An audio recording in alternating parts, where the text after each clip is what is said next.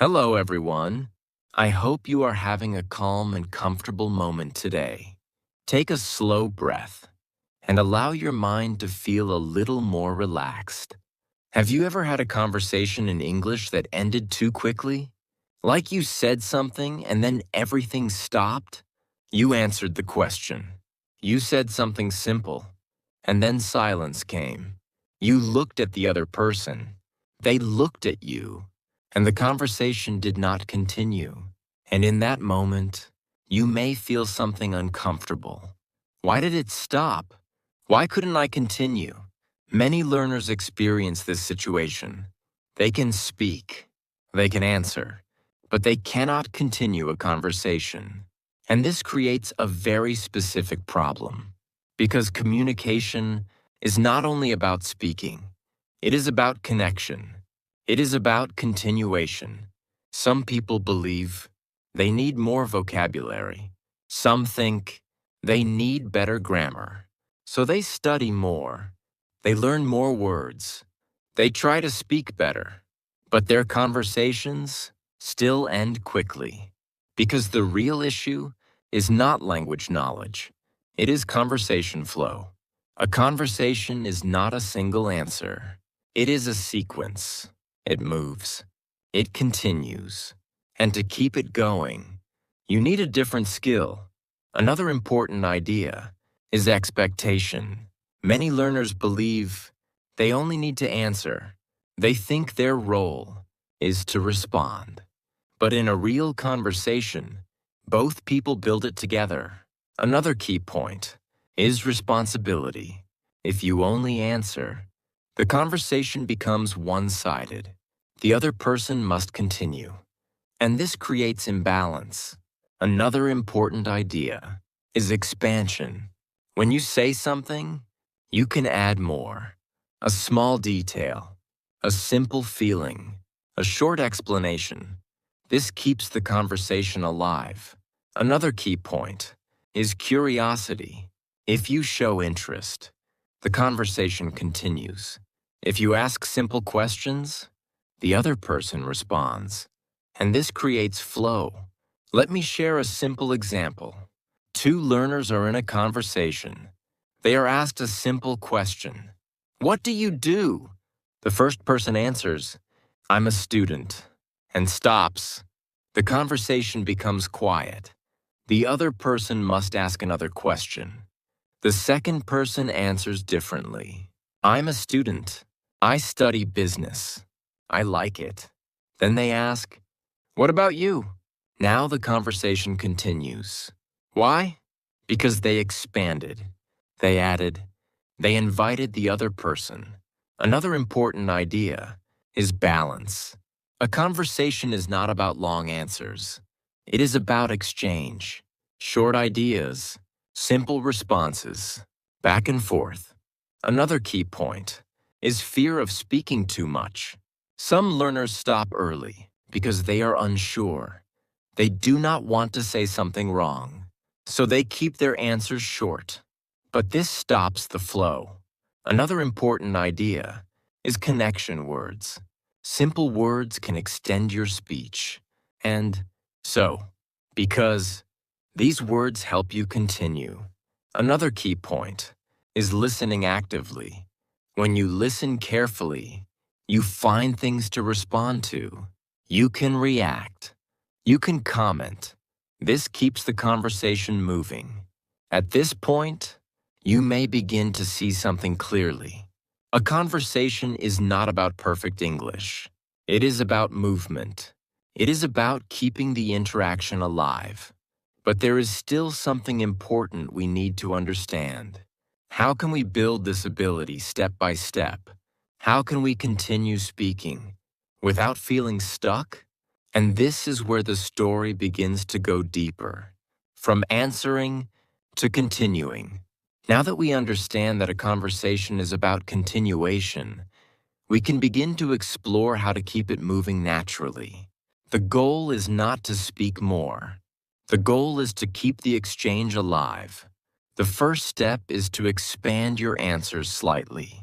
Do not stop after one sentence. Add something small, a detail, a feeling, a reason. I work. I work in marketing. I like it because it's interesting. This small expansion creates flow. The second step is to use simple follow-up questions. A conversation grows when both people participate. So after you answer, ask something back. What about you? How about your day? Do you like it? These simple questions keep the interaction going. The third step is to react to what you hear. Do not only answer questions, respond to the other person's words. Oh, really? That sounds nice. That's interesting. These small reactions show engagement, and engagement creates continuation. The fourth step is to use connectors to extend your speech. Simple connectors help your ideas grow. And so, because these words allow you to continue without stopping. Let me share a simple example. Two learners are in a conversation. They are talking about hobbies. The first person answers briefly, I like music, and stops. The conversation becomes quiet. The second person answers differently. I like music. I listen every day. It helps me relax. What kind of music do you like? Now the conversation continues naturally because they expanded and invited. The fifth step is to use familiar topics. Talking about known topics is easier. Your daily life, your routine, your interests. These topics require less thinking, and less thinking means faster response. The sixth step is to avoid overthinking your answers. You do not need perfect sentences. You do not need complex ideas. Simple and clear is enough. The seventh step is to keep your answers balanced. Not too short, not too long, just enough to continue. This creates natural rhythm. The eighth step is to practice conversation patterns. Many conversations follow similar patterns. Greeting, answering, asking back, reacting. Practice these patterns. Repeat them. This builds familiarity, and familiarity increases confidence. Another important idea is active listening. When you listen carefully, you find more things to say. You can ask about details. You can comment on ideas. This keeps the conversation alive. Another key point is curiosity. If you are curious, you ask more, and asking creates continuation. Another important idea is comfort with silence. Short pauses are normal. Do not panic. Use them. Then continue. At this point, you may begin to notice something different. Your conversations last longer. You feel less pressure, and your speaking becomes more natural. But there is still one important part left. How do we keep this flow in real situations consistently? How do we continue conversations, even with unfamiliar topics? And this is where the story moves forward. From simple continuation to natural conversation. So now we come to the final part of this story. How can you keep a conversation going naturally in real situations? Because practicing is one step, but real conversations are different. They are unpredictable. They change quickly, and they require continuous interaction. Many learners improve during practice. They expand their answers. They ask simple questions. They react more. But when they face real situations, they still feel unsure sometimes. So the real goal is not to control the conversation. The real goal is to stay inside it. The first step is to accept imperfect flow. A conversation does not need to be perfect. There will be pauses. There will be small mistakes. This is natural. Do not stop. Continue. The second step is to focus on connection, not content. You do not need interesting ideas. You need interaction. React. Ask. Respond. This keeps the conversation alive. The third step is to stay engaged. Look at the other person. Listen actively. Show interest. This creates natural communication. The fourth step is to use recovery strategies. If the conversation slows down, restart it. Ask a simple question. Change the topic slightly. Add a small comment. This brings the conversation back. Let me share a simple example. Two learners are in a conversation. They start talking about work. The first person answers briefly.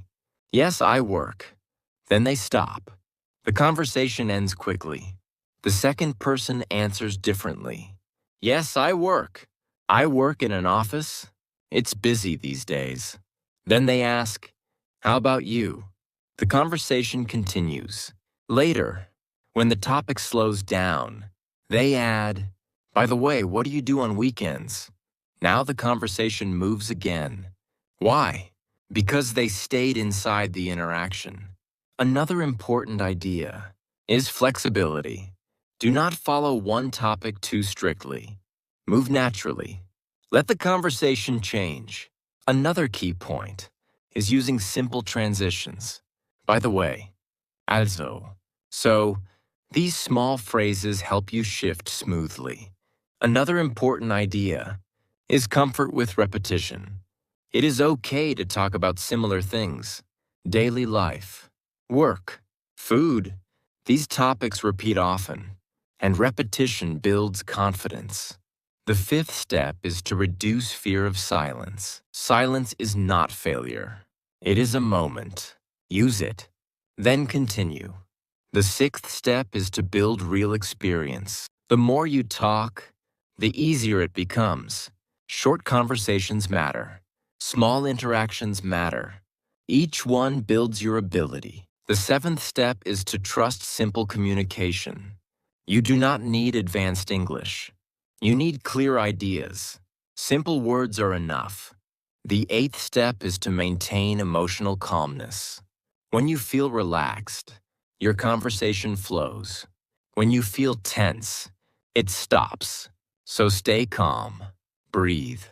Allow the conversation to move naturally. Another important idea is consistency. Conversation skill grows through repeated use, not through one perfect moment. Another key point is identity. See yourself as someone who communicates, not someone who struggles.